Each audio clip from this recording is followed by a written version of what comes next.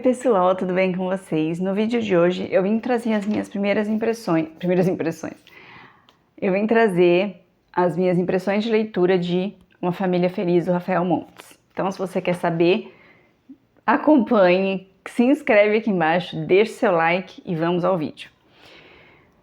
Estou quase sem palavras para falar desse livro e me surpreendeu. Uma delas, assim, ainda estou assim, digerindo esse livro, acho que vai durar uns dias, ele vai ficar uns dias na minha cabeça ainda. Vou ficar uns dias ainda pensando nele, mas resolvi vir logo aqui para falar para vocês, né, o que eu achei. Bom, esse livro, ele já ficou muito hypado, né, quando ele foi lançado. Ele é baseado, ele também foi adaptado para o filme e tudo mais. Porém, eu comprei nessa época, mas eu li só agora. Bom, ele vai contar a história da Eva, né, que é casada com o Vicente, né, e ele tem 2 filhas, e depois de um tempo, eles têm um filho juntos. Porém, isso, no início do livro, tudo bem, né? Só que aí acontecem algumas coisas muito estranhas, né? Ela começa a ter alguns apagões, ela começa a... e as coisas começam a aparecer machucados nas crianças e tudo mais. Porém, isso daí, né, acontece depois que ela tem o filho, né, com ele, o filho deles. E daí, tudo gira em torno dela, né? Como se ela estivesse fazendo esse tipo de coisa por conta do puerpério, né? Por ela estar cansada, dormindo pouco e tudo mais. E o bebê, por sua vez, ele não se comporta muito bem com ela, né? Não aceita muito bem ela. Ele chora muito, ele não fica muito tempo no colo dela, enfim. Porém, é uma história que é realmente muito surpreendente, né? Por quê? Porque a Eva é uma mulher muito... que assim, ela tem o trabalho dela, né? Ela trabalha com bebês newborns. E tudo bem, ela ganha lá o dinheiro dela, só que o marido, né, é o provedor da casa, ele tá trabalhando num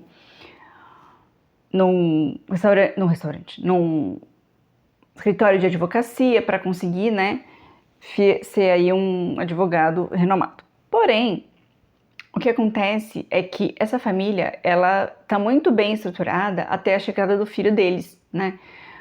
E aí tudo isso muda, né? Porque o filho, como eu disse, ele não se adapta muito bem à mãe, enfim. E as meninas, né, de princípio, recebem muito bem o irmãozinho e tal e tal. Só que com essas situações que começam a acontecer, né, das crianças aparecerem machucadas, o mais novo, né, aparece com machucado na barriga, enfim. Só que tudo isso recai sobre ela, né, sobre a Eva, como se ela fosse a culpada de tudo isso, né. E durante o livro, a gente vai entendendo toda a história deles, né, de como ela se aproximou dele, de como a história dela também, tudo que ela viveu na infância, como era a relação dela com a mãe dela, bastante conturbada, e ela nunca teve uma relação boa com a mãe. A mãe sempre culpou ela por algumas coisas e ela apanhava, né? Ela sempre muito sofrida, né? Sempre muito, sabe, desprezada, né? Aí ela conhece esse cara, né, o Vicente, que aparentemente também a acolhe, ele, né, a recebe muito bem e tal. E só que ele não é essa pessoa maravilhosa, né, bacana, um bom marido, sempre, né? Ele tem ali algumas coisas que vão aparecendo depois, né? E aí eu não vou falar muito. Mas eu achei muito interessante essa escrita, né? Essa construção dessa família, né? Perfeita até então, de que eles têm uma dinâmica assim assado, ela cuida das meninas, ela né, cuida da casa e tudo mais enquanto ele sai para trabalhar, aquela coisa. Só que a chegada do filho muda tudo isso, né? Toda a dinâmica da família fica um pouco mais difícil para ela, né? Apesar das meninas estudarem numa escola que é dentro do condomínio onde eles moram, um condomínio de alto luxo, conhece os vizinhos e tudo mais.